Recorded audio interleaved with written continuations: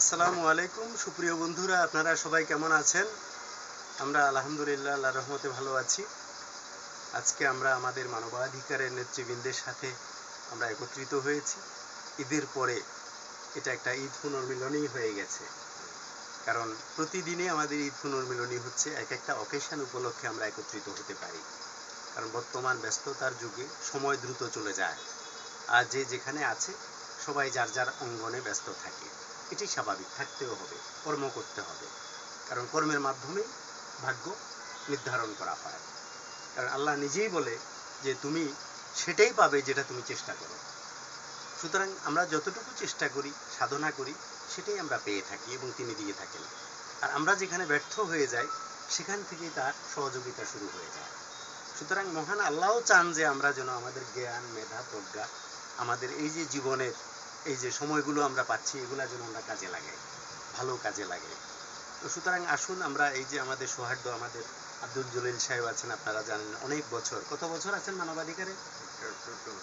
14 বছর আছেন আলহামদুলিল্লাহ। এই যে দেখেন, একটা পরিবারও কিন্তু এত বছর থাকে না, ভাই ভাইয়ের সম্পর্ক থাকে না, বোনের সম্পর্ক থাকে না, নানা কারণেই থাকে না। আবার দূরে থাকলে যে সম্পর্ক ভেঙে গেছে সেটাও বলা যাবে না। কিন্তু বাস্তবতা হচ্ছে মানবাধিকার এমন একটি পরিবার যেখানে কি দল মত নির্বিশেষে, ধনী গরিব নির্বিশেষে, সকল বৈষম্যের ঊর্ধ্বে উঠে মানবাধিকার কর্মীরা, মানবাধিকার নেতৃবৃন্দ নিজেদের কি সহযোগিতায় তারা অন্যের পাশে দাঁড়ায়, তারা নিজেদের খেয়ে অন্যের পাশে দাঁড়ায়। স্বেচ্ছাসেবী মানবাধিকার কর্মীরা তারা নিজেদেরকে কষ্ট দিয়ে, নিজের পরিবার পরিজনকেও অনেকটা কষ্ট দিয়ে তারা সুবিধা বঞ্চিত আরও অসহায় যারা রয়েছে তাদের পাশে দাঁড়ায়, তাদের ক্ষুদ্র সামর্থ্য নিয়ে। তো এই কাজটাকে অত্যন্ত আমরা কি সম্মানজনক বলে মনে করি, যে আমরা কম খাবো কিন্তু সবার সাথে আমরা মিলেমিশে চলবো, সবার সাথে ভালো ব্যবহার করব। তো আমাদের আব্দুল জলিল ভাই অসুস্থ আছেন, এবং সেই সাথে আজাদ শেখ সাহেব আছেন আমাদের কেন্দ্রীয় নেতা, এবং সেই সাথে আপনার আমাদের নাসরিন আপা আছেন। নাসরিন আপা চলে আসেন, হ্যাঁ, যেহেতু আপনি চলে আসছেন। আমাদের ফাতেমা নাসরিন আপু, তিনি একজন আর্টিস্ট, একজন সঙ্গীত শিল্পী, একজন মানবাধিকার নেত্রী, একজন সাংবাদিক। আমাদের নাসরিন আপু তিনিও আছেন, এবং সেই সাথে আমাদের কেন্দ্রীয় সার্বক্ষণিক সদস্য হেড অফিসে পুতুল ম্যাডাম আছেন। তো সুতরাং অনেকেই রয়েছেন। ঈদ পুনর্মিলনী অনুষ্ঠানে আপনাদেরকে সুস্বাগত জানাই, কারণ আমরা প্রাণের টানে এই যে আমরা। নাসরিন আপা কত বছর আছেন মানবাধিকারে? অনেক বছর, 2000 সাল থেকে মনে হয়। 2000 সাল থেকে মনে হয়। তো এই যে দেখেন, আজাদ শেখ ভাই কত বছর আছেন?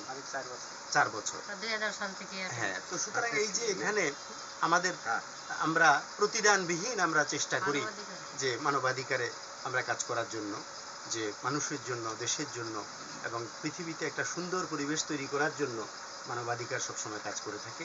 আপনারা আমাদের জন্য দোয়া করবেন এবং আমাদেরকে পরামর্শ দেবেন, এবং আপনারাও যোগদান করবেন মানবাধিকারে, কারণ সবাই মিলে, দশে মিলে করি কাজ, হারি জিতি নাহিলাজ। সুতরাং আমাদের আব্দুল জলিল ভাই যদিও অসুস্থ, ওনার জন্য দোয়া করবেন। আপনি শুভেচ্ছা দেন একটু। আচ্ছা, শুভেচ্ছা, সবার সালাম করো, শুভেচ্ছা। আমাদের প্রিয় আজাদ ভাই শুভেচ্ছা দেন সবাইকে। সবাইকে ঈদের শুভেচ্ছা। ঈদের মধ্যে শুভেচ্ছা কাউকে দিতে পারিনি, তাই দুঃখিত। আজকে দিচ্ছি স্যারের মাধ্যম দিয়ে। সবাই ঈদ মোবারক, ঈদের শুভেচ্ছা। আসসালামু আলাইকুম। আমাদের প্রিয় নাসরিন আপু, মানবাধিকার নেত্রী, আপনিও একটু শুভেচ্ছা দেন সবাইকে। সবাইকে আগাম ঈদের শুভেচ্ছা জানাচ্ছি। আর আপনারা সবাই আমাদের সাথে অ্যাটেন্ড করবেন, মানবাধিকারের কর্মী হিসাবে কাজ করবেন। কাঁধে কাঁধ মিলিয়ে আমরা সবাই একত্রে মানব সেবায় নিয়োজিত থাকতে চাই, এটাই আপনাদের কাছে আমি আশা করি। হ্যাঁ, তো নাসরিন আপু আপনাদেরকে আগাম ঈদ মানে কোরবানের ঈদের শুভেচ্ছা দিয়েছেন, কারণ যেহেতু রোজার ঈদ অর্থাৎ ঈদুল ফিতর চলে গেছে। তো ঈদুল ফিতরের পরে আমাদের এই প্রথম আমরা কি এই মিটিংটা আজকে। তো সুতরাং উনি খুব বুদ্ধিমতী বলবো এবং জ্ঞানী, যে বাইচান্স যদি ভুলে যায় যে আগামী কোরবানের ঈদ, তাই না? তো কোরবানের ঈদে অর্থাৎ ঈদুল আজহার আগাম শুভেচ্ছা দিয়ে দিয়েছেন, কারণ খুব কাছাকাছি সময়, আসলে যেতে দেরি হয় না। হ্যাঁ, বেশি দিন মনে হয় না, কারণ কেয়ামত যত কাছাচ্ছে তত সময় দ্রুত গতিতে চলে যাচ্ছে।